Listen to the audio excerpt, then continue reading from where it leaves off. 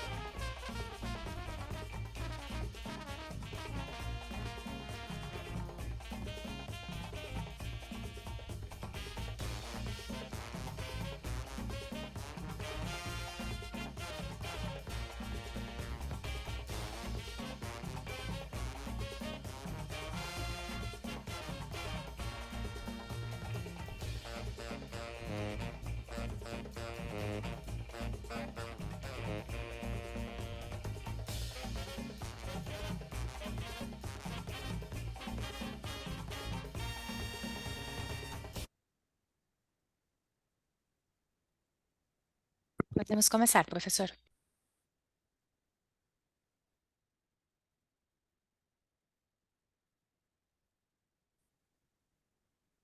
Eu devo começar? Ah, yeah. Bom dia, boa tarde, boa noite a todos e todas que estão aqui. É um prazer imenso tê-los de volta nesses eventos do Instituto. Hoje nós começamos uma série de palestras chamada Diálogos Transnacionais, Academia, Comunidade.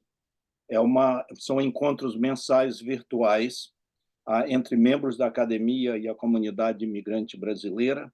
Esses encontros são uma oportunidade única de diálogo, colaboração, aprendizado mútuo, visando um dos objetivos fundamentais do Instituto, que é promover a construção coletiva de alternativas transformadoras que incidam sobre a vida e a realidade dos imigrantes brasileiros. No dia 25 de maio, nós teremos a nossa segunda palestra com a professora Christiane Smith, que é organizadora do livro Entre Between. Então, vamos anunciar as outras palestras. Eu queria, antes de introduzir a professora Margolis, deixar uma nota de repúdio à polícia e à política do governador de São Paulo, uma polícia truculenta, criminosa, que assassinou o imigrante senegalês Talla Mabaia. O que nós queremos nos solidarizar com todos os imigrantes que moram no Brasil, repudiar a atitude do governador, que tem uma polícia que mata na capital, mata na Baixada de São Paulo, e nos pôr à disposição de lutar junto com os imigrantes que moram no Brasil pelos seus direitos humanos, civis e uma vida decente no nosso país. Nós esperamos que a justiça seja feita e que o trato dos imigrantes no Brasil mude. Eu queria começar dizendo que é um prazer imenso e uma honra introduzir a professora Maxine MArgolis. Ela, para quem conhece a literatura sobre a comunidade brasileira, a imigração brasileira nos Estados Unidos e hoje no mundo, ela é a pioneira nesse estudo da nossa comunidade. Aliás, no seu livro, que é um pouco a palestra de hoje, a questão da invisibilidade, o seu livro nos transformou visíveis, quando ela escreveu o livro sobre os brasileiros em Nova York. A professora Margolis é professora emérita da Universidade da Flórida e pesquisadora sênior do Instituto de Estudos Latino-Americanos da Universidade de Colômbia, em Nova York. A doutora Margolis foi eleita Fellow da American Academy of Arts and Sciences e recebeu a Lifetime Contribution Award pela Brazilian Studies Association. A sua produção acadêmica inclui vasta pesquisa sobre a imigração brasileira.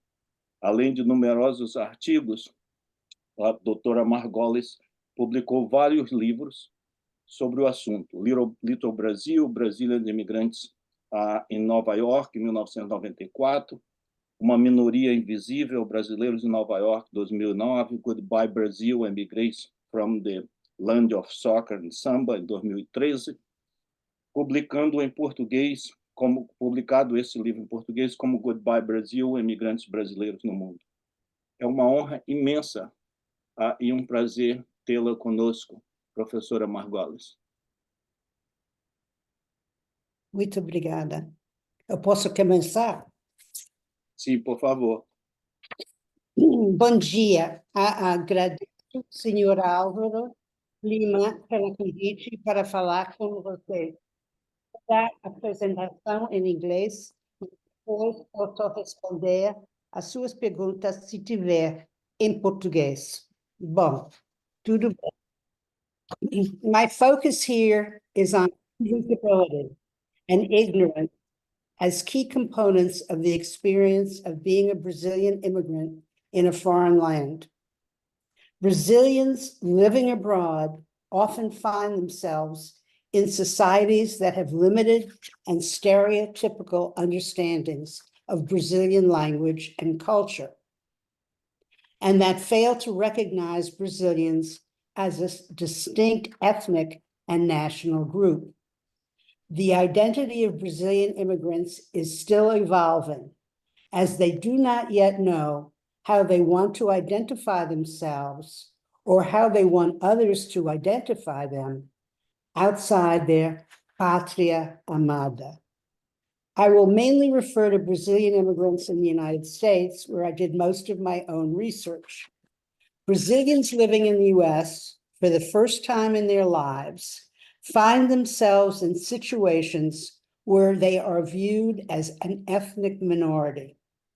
Brazilian becomes a marked category within the context of international migration because it raises questions of ethnic identity with which Brazilians have had little or no prior experience or consciousness. Identities are situational, and being Brazilian in Brazil has a different meaning than being Brazilian in the US, Europe, or Japan. For immigrants, the meaning of being Brazilian shifts from being a nationality to belonging to an ethnic group, and from being in the majority to being a member of a minority. Moreover, in most cases, this is an identity imposed by the host society, since Brazilians, as well as other immigrant groups, at least when they first arrive in the US, are far more likely to identify themselves by nationality than by American ethnic or racial labels. In Brazil, Brazilian national identity is taken for granted. It is an abstraction that is really rarely a signifier, since all those one meets daily are likely to be Brazilian. As one immigrant told me, she was never conscious of being Brazilian until she attended a Milton Nascimento concert in Boston, where she was made acutely aware of her nationality by the enthusiasm of her compatriots wildly cheering their fellow Mineiro. Typically in Brazil, an individual's reference point is not nationality, but city or state of residence or social class. But while national identity in Brazil is a given and seldom noticed, Brazilians abroad are classified as foreigners from a distant and exotic land. As such, when Brazilian immigrants go to a churrascaria in New York or drink caipirinhas in a Brazilian nightclub in Lisbon, or when Japanese Brazilians eat a feijoada in Nagoya, Japan, they are not just going out to eat and drink, they are going out to eat and drink Brazil, to engage in the self-conscious reaffirmation of their identities as displaced Brazilians. The restaurant metaphor is an apt one that illustrates identity. Identity means very different things at home and abroad. Brazilianness is unmarked in a restaurant in Brazil. It has no significance.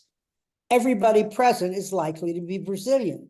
But the essence of a Brazilian restaurant abroad, whether in Japan, the US, or Europe, stems from its ethnic distinctiveness.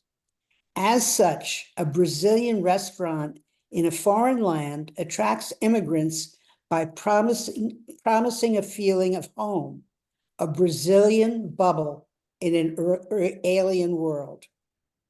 What exactly is involved in the construction of ethnic identity in immigrant communities?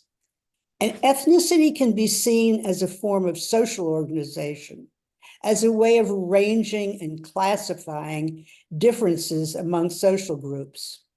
The boundaries that mark such differences are ascribed to the group both from within by members of the group itself and by others, by outsiders. It is not the shared culture that defines the group as much as the differences between that group and others. These observations help us understand the construction of identity among Brazilians outside Brazil, since their identity is built in part on what I call "we are not like them." A "we are not like them" perspective, a position I first noted among Brazilians in New York City, and one that has been observed by other researchers studying Brazilian populations in Boston and South Florida. "We're not like them" refers both to social class and to ethnicity. That is, the other can be other Brazilians who are purportedly of a lower social class and less education, or more commonly, it can be other immigrant groups, most often Hispanics. First, let me clarify what I mean by the other in terms of social class. During my research in the 1990s on Brazilian immigrants in New York City, I was told again and again about the many Brazilians living there who were from a low social level, who were uneducated, who lacked manners, or were poor representatives of Brazilian society. Yet when I asked for specifics, who are these people? Where do they live? My Brazilian informants were always vague. "Well, I don't know any of them personally," was a typical response, meaning, of course, I would never associate with such people. "I only know they're here in New York because I hear them speaking bad Portuguese on the street or in the subway." The us and them divide also has been noted in the Brazilian community in Boston. Them being peasants, the ignorant, Valadarenses, people from Governador Valadares in the state of Minas, and Mineiros, as in the statement, quote, "The majority of Brazilians in Boston are ignorant and come from the backwoods." A similar us versus them mentality has been reported among Brazilians in South Florida. There, the distinction is between wealthier Brazilians in Miami and their supposedly poorer, less educated compatriots in Pompano Beach.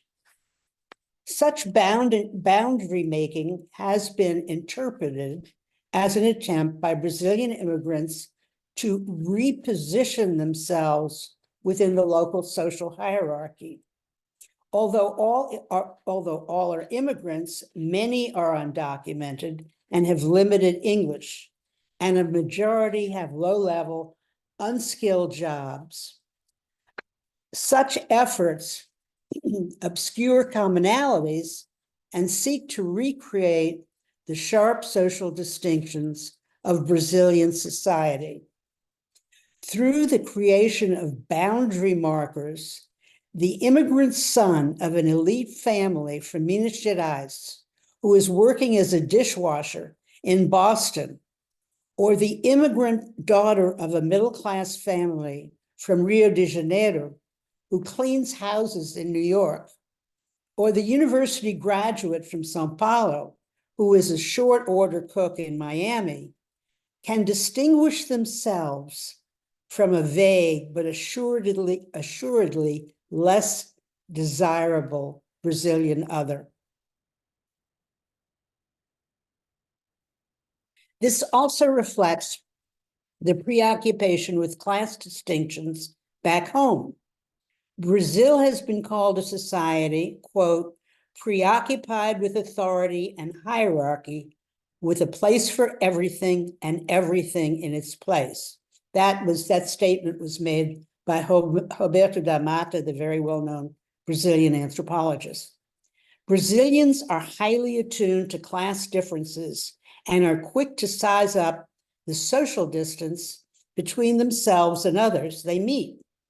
Yardsticks of such distance are general appearance, including dress, and the correctness of a person's speech.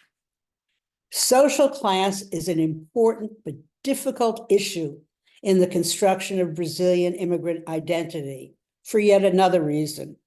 Because Americans do not differentiate Brazilian immigrants by social class, educational level, prior occupation, or geographical origin in Brazil, Brazilians go out of their way to use the symbols of language and culture, as well as behavior, to separate themselves from others whom they deem lower on the social scale, most especially Hispanics. Social class and ethnicity sometimes coalesce in Brazilians' attempts to distinguish themselves from other new immigrant groups.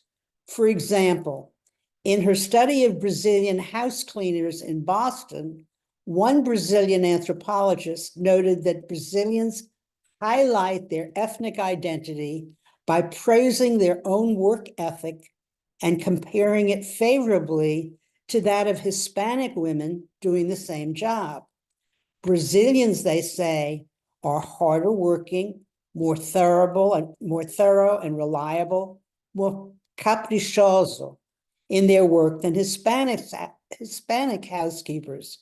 By being extremely fastidious, Brazilian house cleaners attempt to undercut the cultural misunderstanding common among Americans that all housekeepers are simple, uneducated people. Or as one immigrant put it, quote, the only way to show who you are if you don't know how to speak English is through your work.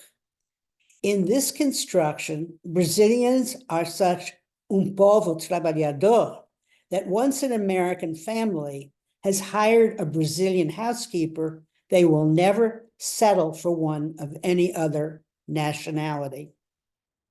It is not surprising that such cultural misunderstandings are particularly common when it comes to housekeeping jobs. Such jobs are especially difficult for Brazilian immigrants because of the low status and low regard in which household workers are held in their own country. These jobs, more than any others, are antithetical to immigrants' own lives and personal experiences in Brazil. Newly arrived Brazilians enter this menial segment of the US labor market and are quickly shorn of their former social selves. This disjunction between social roots and current reality provides a crash course in downward mobility, one which Brazilians tried to mediate by presenting themselves as superior to the run-of-the-mill immigrant. In so presenting themselves, Brazilians are subscribing to some of the same stereotypes of Hispanics held by many Americans, that they do not like to work, that they prefer to live on welfare, and that they are involved in gangs, drug trafficking, and other criminal activities. To distance themselves from such negative stereotypes, Brazilians underscore their own distinct ethnicity by differentiating themselves from Hispanics in terms of their work ethic, their physical appearance, their social class, their education, and their language and culture. This demarcation is aided by the fact that, like most Americans, Brazilians do not distinguish Hispanics by national origin, combining them into one undifferentiated mass, a singular other. Another way in which Brazilians distinguish themselves from the run-of-the-mill, that is, Hispanic immigrant, is in the type of international migration in which they are engaged. Initially, at least, most Brazilian immigrants do not see themselves as settlers, but as sojourners who will remain in the US only long enough to earn a certain amount of money before returning home to Brazil. They contrast their temporary stance in terms of migration with that of migrants from poverty-stricken countries in Latin America, like El Salvador or Guatemala, who, from the Brazilian perspective, have little reason ever to go back to the bleak conditions that induced them to leave in the first place. Brazilians are not only embracing American ethnic stereotypes, but American ethnic hierarchies. They want to distance themselves from the negatives commonly associated with a Hispanic Latino label, and by doing so, give themselves a boost on the ethnic social ladder. But these attempts by Brazilian immigrants, these attempts by Brazilian immigrants to differentiate themselves in language and culture from other Latin Americans do not spring full-blown from their experience in the US. They are also a product of attitudes brought from Brazil, where feelings of cultural pride, of the uniqueness of the Brazilian raça, as they call it, are prominent.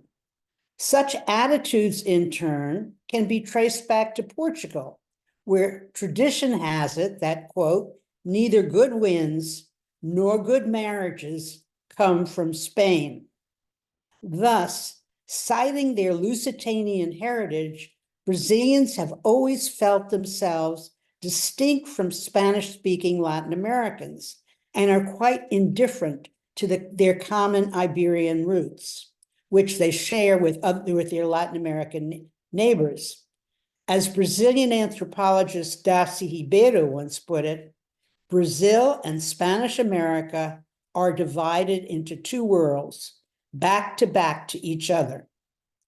But not all Brazilian immigrants in the US adopt this position and distance themselves from Hispanics by subscribing to negative stereotypes and emphatically rejecting a Hispanic or Latino label. Here are a few examples from my own research among returned immigrants I interviewed in Rio de Janeiro. One woman told me that in Brazil, she had always thought of herself as white and had always been identified as white. But after a time in New York, she began thinking of herself as a Latina, a characterization that pleased her. The loss of white identity and the privileged status that goes with it was, in her words, uma coisa muito legal. Another returned migrant said that when living in Newark, New Jersey, she was always taken for Hispanic and was frequently asked for directions in Spanish. But unlike most of her compatriots, she did not mind the Hispanic label, nor the fact that she was not taken for Brazilian. Another returned immigrant pointed out that among Brazilians in the US, feelings of difference, of being apart from other ethnic groups, particularly Hispanics, is somehow un-Brazilian, because Brazilian identity, ideally at least, celebrates its diverse racial and cultural components. Nevertheless, Brazilians in the US sometimes experience an identification with other Latin Americans in terms of cultural similarities in food and music, for example, an affinity that is rarely or never felt in Brazil. This is particularly true in cities with large Latin American populations, like Miami, Florida. For some immigrants, living abroad provides a new lens through which they perceive their own identity. Or as one Brazilian in Miami put it, quote, We come to Florida and we discover that we are Latin, unquote. But these are exceptions. Most Brazilian immigrants go to considerable lengths to demarcate and highlight their nationality, as evidenced in the US Census, in which 91% of Brazilian immigrants classified themselves as not Hispanic. Since nationality and ethnic labels are not necessarily mutually exclusive, Brazilians could easily identify themselves as Brazilians while still accepting, at least for some purposes, a Latino or Hispanic label. But it is undeniable that in most instances, Brazilians, especially first-generation immigrants, do not do so. Rather, they assert their national identity despite whatever pressure exists to identify as Hispanic or Latino. The geographical and cultural ignorance of Americans is another issue that impacts Brazilian identity in the US. Most Americans simply do not distinguish between Brazilians and Hispanics, even though the term Hispanic is a misnomer when applied to Brazilians, since it refers to Spanish speakers or those of Spanish-speaking descent. A survey commissioned by the Brazilian embassy in Washington, D.C., to test Americans' knowledge or lack of knowledge of Brazil found that just under 40% of those in the survey believed that Spanish was the official language of Brazil. Nearly 25% thought that Buenos Aires was the Brazilian capital, and less than 20% knew that Brasilia is the capital of the country. Ignorance of Brazil is not limited to the general American public. A professor of Latin American history at an elite US college found in surveys of his undergraduate students that only a little over half to 2/3 were aware that Brazilians speak Portuguese. Then there was the following exchange in 2001 between the then US President George W. Bush and Brazilian President Fernando Henrique Cardoso. Are there blacks in Brazil? Do you have blacks too? Bush asked the astonished Brazilian president. Bush's national security advisor, Condoleezza Rice, came to the rescue. Noticing how stunned Cardoso was, Dr. Rice quickly said, "Mr. President, Brazil has probably more blacks than the USA. It is the country with the most blacks outside of Brazil." The Brazilian president later diplomatically remarked that Bush was still in training on South America. Brazilian identity is not just a sensitive issue among Brazilian immigrants in this country, but also among Brazilians back home. American ignorance about their country and the tendency to depict it in simplistic, stereotypical terms has long angered Brazilians. This was evident in the national flap over a 2002 episode of The Simpsons, the popular television program about a politically incorrect cartoon family. In the episode, the Simpson family visits Rio de Janeiro, where one family member is kidnapped by a taxi driver, another visits a poor child she sponsors in the orphanage of the Dirty Angels, while a third gets hooked on a racy TV show, the Teletubbies.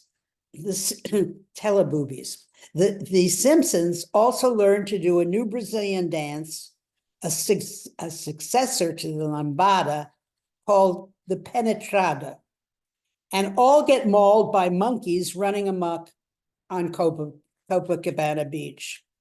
Although the episode was not shown in Brazil, news of it traveled back home through outraged Brazilians living in the US.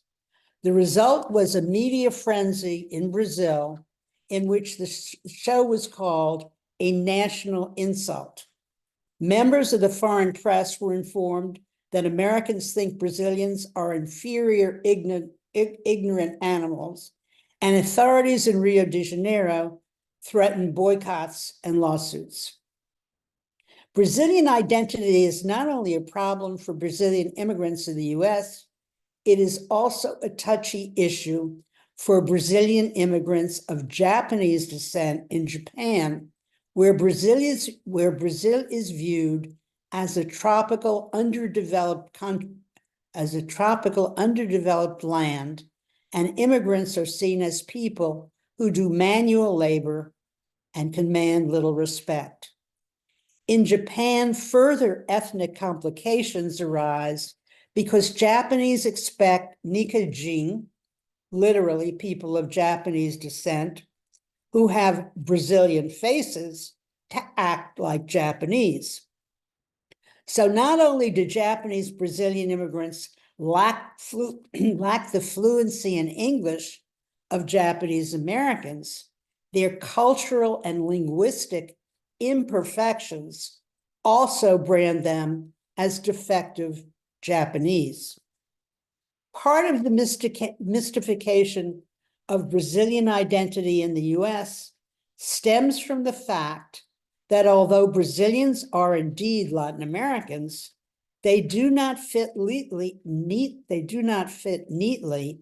into common North American conceptions of what that means. In the US, Latin America is often portrayed as one civilization artificially divided into many countries.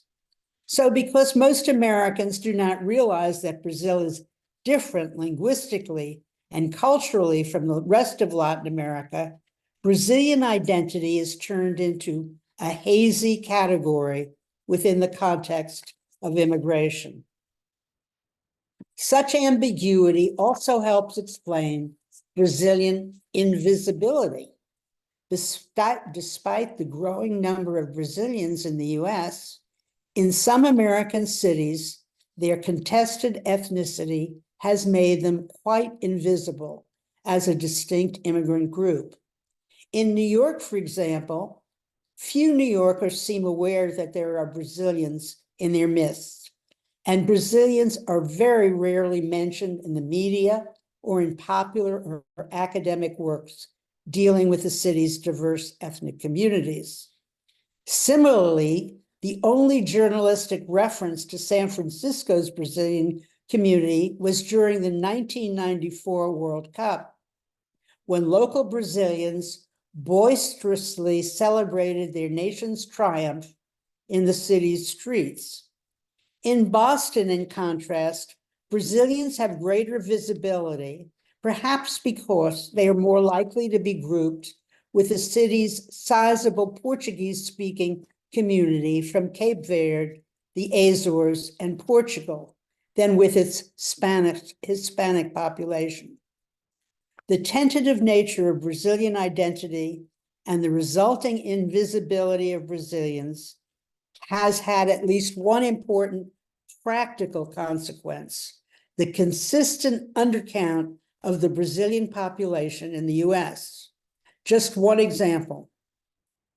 In 2021, while Itamaraty, Brazil's Ministry of Foreign Affairs, estimated that there were 1.75 million Brazilians living in the US, in that same year, the American Community Survey put the figure at only 570,000. Certainly, factors other than ethnic confusion also contribute to the undercount of Brazilians in the US. A large but unknown number of Brazilians in this country are undocumented, and people here illegally of whatever nationality are not anxious to make their presence known by being counted. To conclude, what we see here is that living in the US, Brazilians are not only classified in local ethnic terms, but their sense of self remains rooted in their own nation. These fluctuating identities are both self-imposed and dictated by the host society. Most Brazilians choose to self-identify by nationality, while in most instances, American society pigeonholes them into established ethnic categories, Latino or Hispanic. These shifts present problems. These shifts present problems for Brazilian ethnic identification and consequently for an accurate count of their numbers. Research suggests that Brazilians are more likely to identify with the Hispanic Latino category used in the current 2020 census, from which they are specifically excluded, than they were with the simpler Hispanic category used in earlier censuses. A study done in Boston, for example, found that most Brazilian immigrants adamantly reject the Hispanic label, but are more divided on the issue of Latino identity, with some Brazilians accepting the latter term based on their own understanding that it means Latin American or coming from Latin America. Similarly, in another study also conducted in Boston, only 15 of the 200 Brazilians surveyed classified themselves as Hispanic. Other Brazilians told the researcher that back home in Brazil, they considered themselves Latino because it means Latin American. But in the US, they firmly reject the Latino label because in this country, in the US, it has the same meaning as Hispanic. Or, as one Brazilian in Boston put it, quote, being Latino is only better than being Hispanic because we cannot be Brazilian. So how can we come to America and become Hispanics? When one comes to America and must give up being Brazilian, it is to become American. Thank you very much.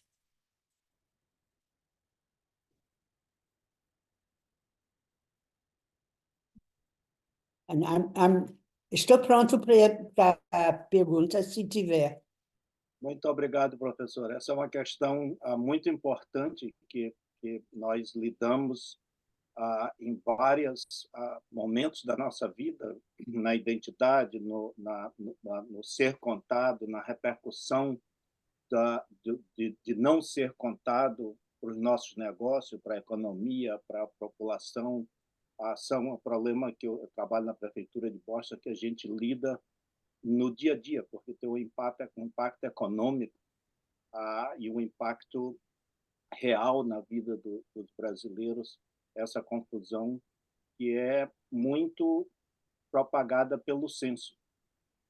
Eu fiz um estudo do censo de 2020 e se você põe que você é branco e escreve brasileiro ou Brazilian, você é contado como branco e outra raça, o que é totalmente inconcebível, porque transforma a nacionalidade em raça. E isso é uma confusão imensa. Primeiro, é desonesto, porque as pessoas pensam que o censo é self-reported, mas na realidade não é, você é reclassificado pelo Office de Management Budget. E essa é uma luta que nós estamos tentando ver se conseguimos mudar o censo para que essas correções sejam feitas. Mas vamos abrir para as perguntas. Bom dia a todos. J.R. de Oliveira aqui. Prazer em revê-lo, Paulo, e a muitos.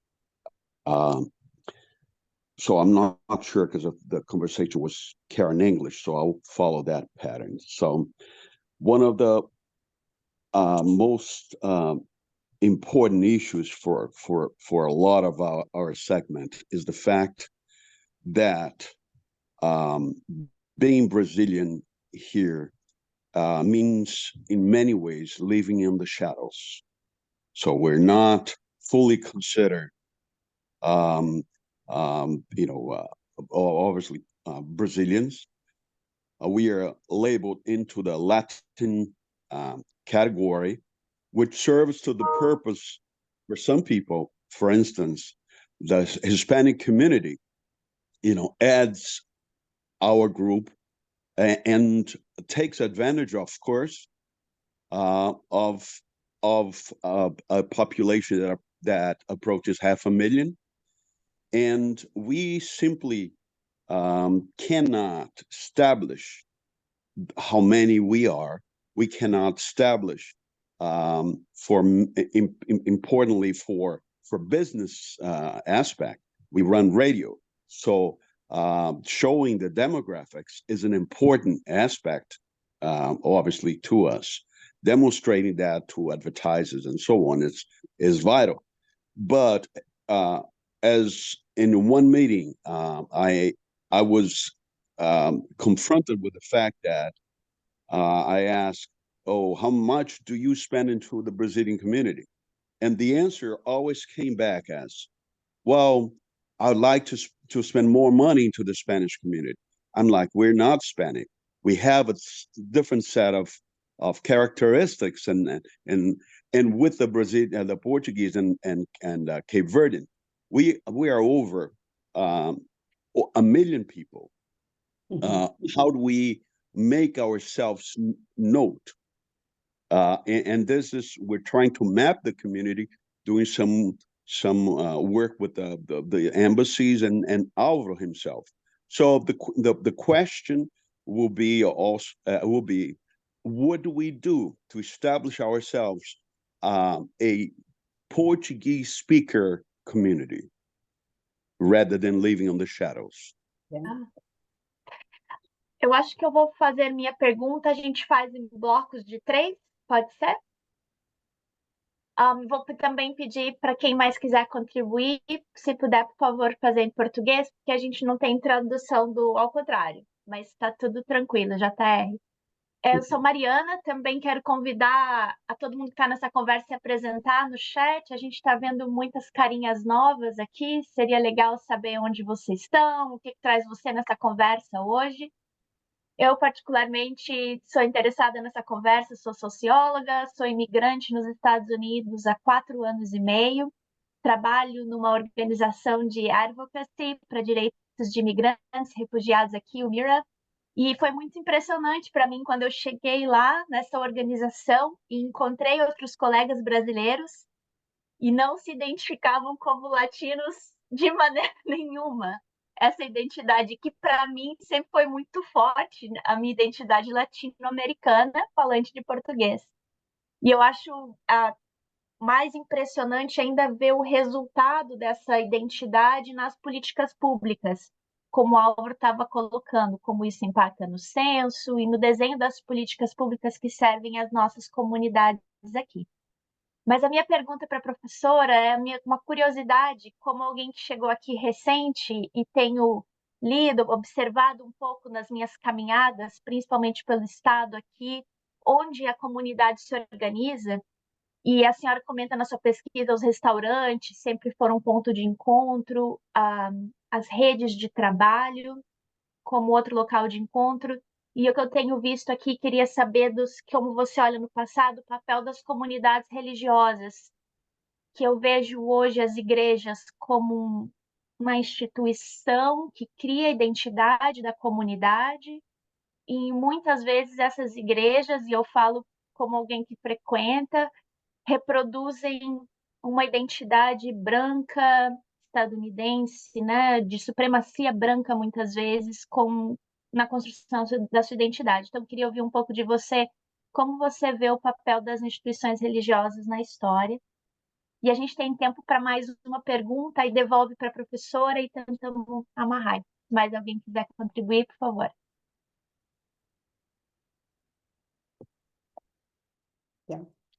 Yeah, I'll just comment about the churches. Particularly evangelicals. There are many, many, many in New York, in Boston, and in South Florida, and elsewhere there, San Francisco, Texas, where there are Brazilian communities. There are many different igrejas evangélicos. I can say it better in Portuguese. And they play in many cases, a very important role in community life. When people first arrive from Brazil, they help them find jobs and housing and so on. And those churches have been described. I didn't study the churches myself, but there's a Brazilian anthropologist whose name doesn't come to mind, who has done extensive research on Brazilian churches, both in New York and in Portugal, and has shown just how important they are in providing all kinds of social services for the Brazilian community, for the people who are the believers. That's true. That's just simply true in many instances. In fact, it's been said that the evangelical churches provide more social services than the Catholic Brazilian churches in the US. And I'm not sure exactly why that's the case, but people seem to feel that way. Outras perguntas?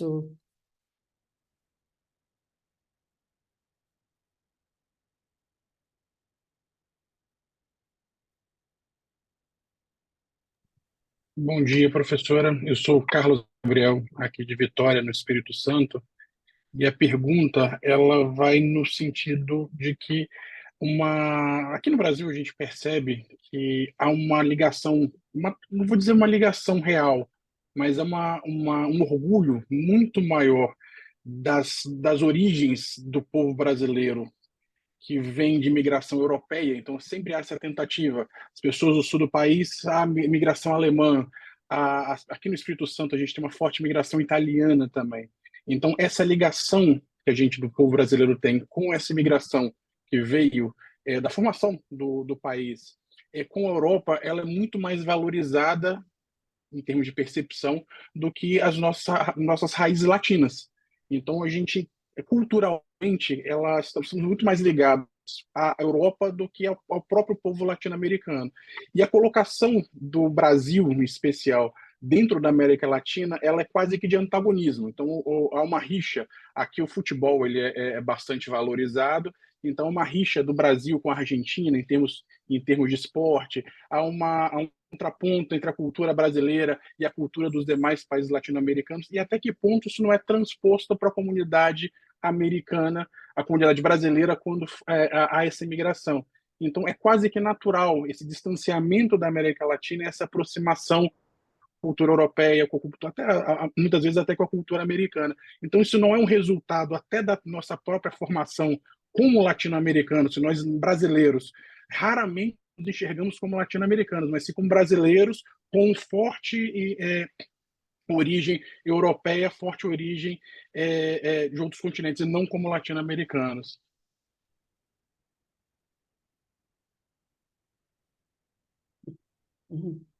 Interesting. And of course, because Americans know so little about Brazil, I mean, American ignorance of the world is really quite astounding, in my opinion. And so, most Americans have no idea that Brazil had large immigrations from Italy and Germany and so on. in the late 19th, early 20th centuries, or from Japan in the early 20th century, most Americans have simply no idea that there are people, just like in the US, at about the same time in Brazil, there was huge migrations from Europe to the New World, as it's called, to the US and to Brazil and to Argentina, for that matter. But most Americans simply don't know that, because I once asked, is geography taught in American schools? Because Americans are so ignorant about, in general, not at all, of course, are ignorant about the rest of the world.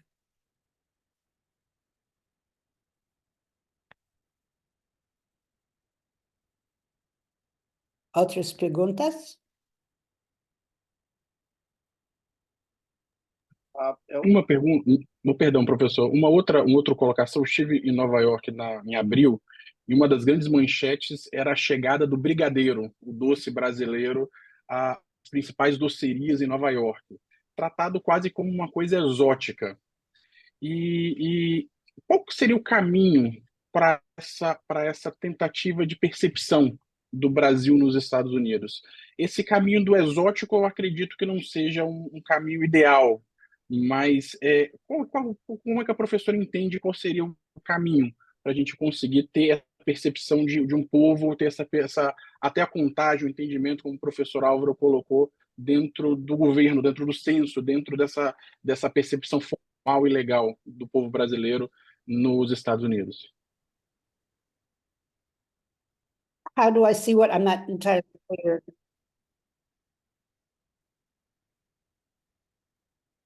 How do you see these how to change that perception of the Brazilian community in the US, so that you are perceived as a people with a different culture, language than just Latino, Hispanic, or nothing? Well, when you talk about New York, there's so many different immigrant communities that it's just separating them into their places of origin are often not done. And I met a Brazilian immigrant in New York, this is a while ago, who was making brigadeiros and selling them not only to Brazilians, but to Americans. And she was doing very well. The same is true of pão de queijo. Pão de queijo, I met somebody else who was baking pão de queijo and selling it not just to Brazilians, but to Americans. And especially in New York, people are very quick to adopt foreign foods. And that's because New York is so much of an immigrant city that New Yorkers are used to, new restaurants, new foods, even new customs. So I think that depends on what part of the US you're talking about. But I think in big cities with large immigrant populations, there's more acceptance of Brazilians than, say, in smaller places, in rural areas, and so on, just because there's more exposure to many different immigrant groups.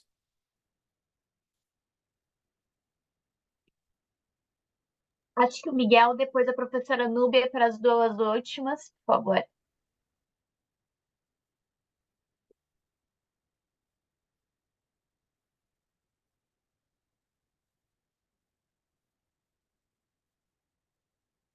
Bom dia, boa tarde, boa noite a todos. Eu gostaria de agradecer aos organizadores do evento e fico muito feliz de ver vários rostos conhecidos e conhecer novas pessoas com o foco no mesmo tema.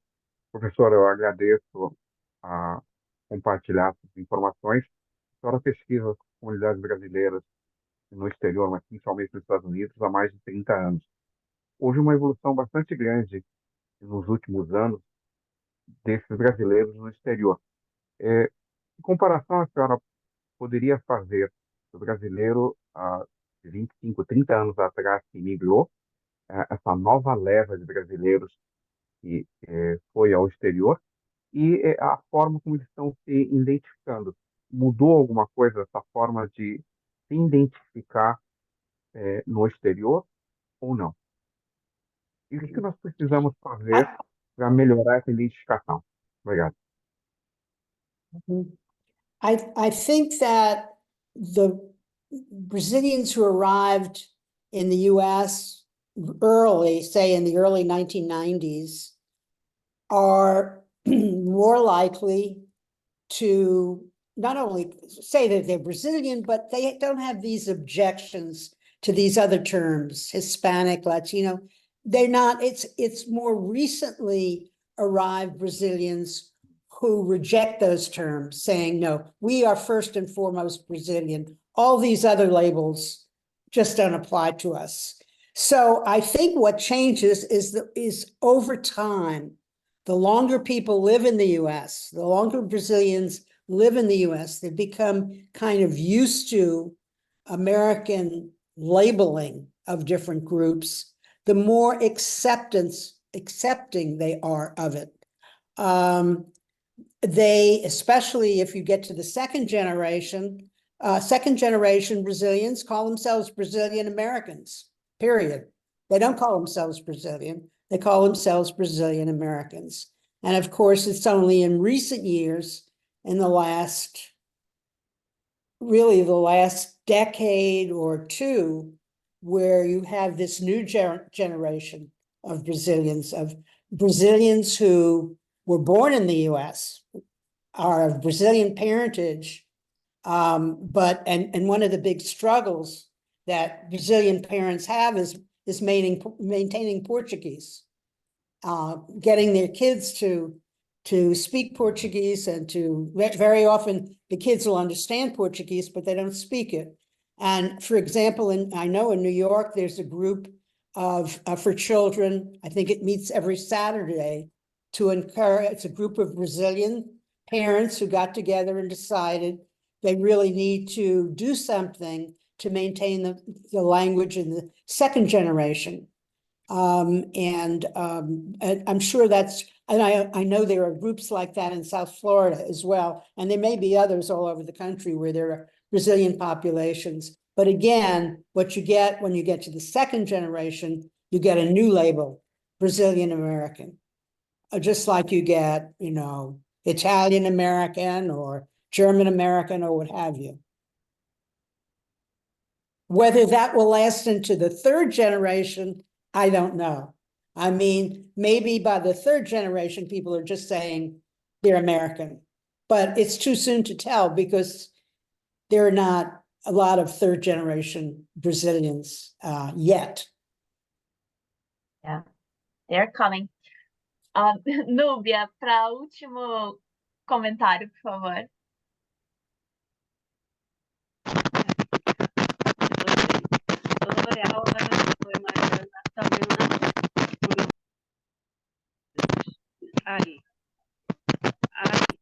Eu acho que o microfone está batendo na roupa.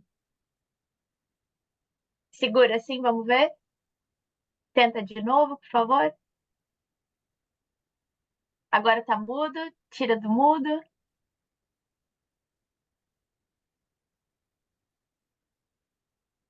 Do celular é difícil, tem que tirar do mudo agora.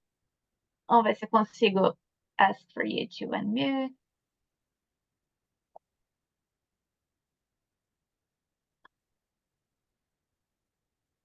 Olha aí, tem um documentarista na ligação, sempre dá dicas. Se quiser tirar o fone, de repente ajuda.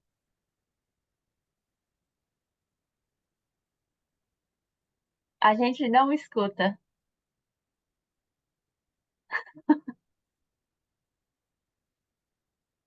Eu acho que se tirar o fone, Núbia, talvez você tirasse o fone, não, mas desconecta do telefone e como o microfone vai sair do seu telefone como um só. Por 1 minuto deu, agora não deu. Mas agora acho que você tá muda. Agora você tá mutada. Tira do mudo. Isso. Tira do mutado. Clica Não, vai. no Clica no microfone. I don't know why I can't.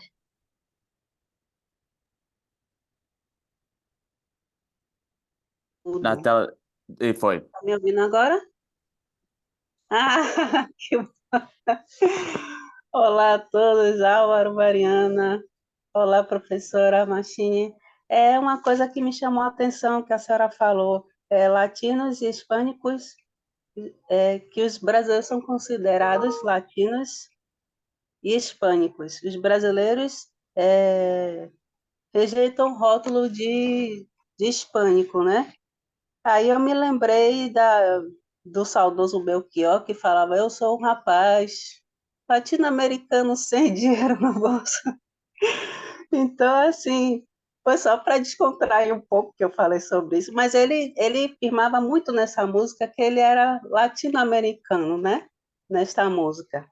E aí a minha pergunta não tem nada a ver, mas assim, é uma dúvida que eu tenho. Quais os trabalhos que os imigrantes brasileiros conseguem? Porque eu vejo que muitos conseguem ser microempreendedores, né? Mas os que não têm, assim,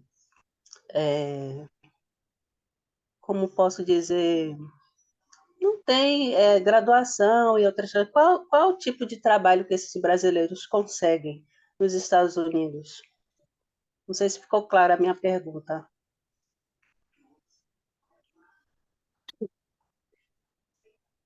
Well, it very much depends on when they arrived. People who arrived in the 1990s overwhelmingly had low-level work. Many of them didn't speak any English. The women were overwhelmingly employed as housekeepers, faxineiras, in Boston, in New York, in South Florida, California. In fact, there's a really good study of Brazilian house cleaners in Boston done by a Brazilian anthropologist, in which she talks about how they develop businesses. And some have become very successful.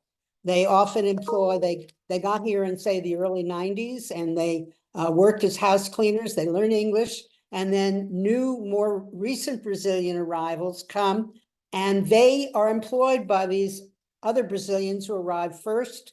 And some of these, and they're almost all women, some of these women have developed very, very successful house cleaning businesses. I know that's very early on in my own research. My cousin who lives in Boston knew of my interest in Brazil, and she said, oh, I have this wonderful Brazilian baba. I said, a Brazilian baba? I never heard of such a thing. She said, oh, all my friends in Boston have Brazilian babas and faxineiras. And I said, really? And that's how I started getting interested in this whole issue. I had no idea. So again, it's a very complicated question, what do Brazilians do? It depends on when they arrived. Many I know, for example, in Boston area, have developed house painting businesses and construction businesses, and some are quite successful. It also depends on whether people are documented or not. If you don't have work papers, it's very hard to get regular employment, especially these days when there's so much, unfortunately, anti-immigrant sentiment in the US. So it varies, but again, it depends on how long people are here and their status, that is, if they have papers, work papers or not, or some become, of course, citizens, American citizens. And it also depends on the ability to speak English. So there's a lot of variation. Dá tempo para mais uma? O pessoal aguenta mais uns 2 minutinhos? Para a finaleira? Camila, manda lá.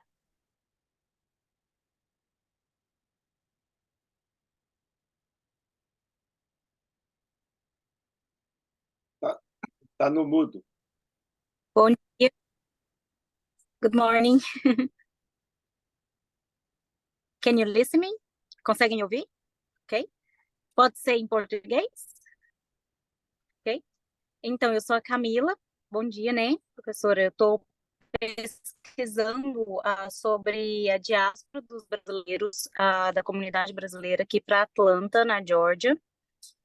E é muito interessante ver o seu trabalho, né? E muito enriquecedor também para mim, né? Como base, referencial teórico, né? De experiência. E nessa última pergunta, realmente, que acho que foi a Núbia que fez, né? Nessa última pergunta, realmente, a gente percebe, eu estou estudando com um enfoque na questão do mercado de trabalho, né? Para esses imigrantes, como é.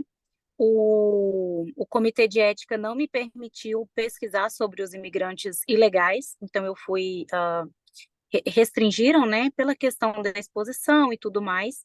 Então, hoje, eu tenho muito contato aqui com as duas faces, né, que é as pessoas que têm o work permit, as pessoas que têm a permissão de trabalho, que têm o documento, então, que têm vamos dizer que acesso a empregos melhores, né?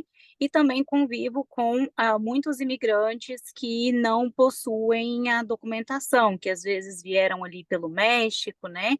Ou vieram, alguns vieram com visto, mas não traçaram estratégias para se manterem legais, outros estão se mantendo legais, né? Outros já vieram pelo México e aí tem que traçar outros tipos de estratégia. Mas, então, é muito interessante estudar esses dois universos, né, que a gente até, assim, convivendo aqui, o pessoal fala que são dois mundos, né, os Estados Unidos para quem tem a documentação e os Estados Unidos para quem não tem, os Estados Unidos para quem fala inglês e os Estados Unidos para quem não fala inglês, né, e aqui temos, assim, ao conviver, né, com a comunidade, tem muitos imigrantes que moram aqui há 30 anos, 20 anos e não falam inglês. Então, que a comunidade brasileira aqui é muito forte, então você consegue tranquilamente viver, conviver, trabalhar sem ter esse contato, né, com a comunidade americana. Aqui é uma cidade que é muito multicultural, então nós temos aí o mundo inteiro aqui em Atlanta, né? E tem sido, assim, fantástico para mim. Eu sou apaixonada pela pesquisa, pela essa questão dos imigrantes, da diáspora. Está sendo um prazer participar, é minha primeira vez aqui nas reuniões, o contato, né? E eu acredito que tem muito a agregar na minha pesquisa e também que eu possa também, de alguma forma, contribuir com o que eu tenho pesquisado, né, nesse âmbito. Mas realmente é muito interessante pesquisar essas realidades. Os campos de trabalho também, como você falou, hoje aqui percebendo o mercado, ou é a construção, na construção civil já tem muito, aqui tem muita comunidade hispânica, né, que são os latinos ali do México, da Guatemala, né, então no comércio, a gente vê muito os brasileiros no comércio, então também muito ligado à população hispânica, dos mexicanos, guatemalecos e etc., porto-riquenhos, e assim, bem muito na construção civil, principalmente os imigrantes ilegais, né? Na área da estética tem muito, aí já mistura um pouco os legais com os ilegais, mais mulheres, né? Tem muito aqui em Atlanta a gente tem a Andrea, que ela é um exemplo, que ela criou a marca dela, que é a depilação brasileira, né? A Brazilian Wax.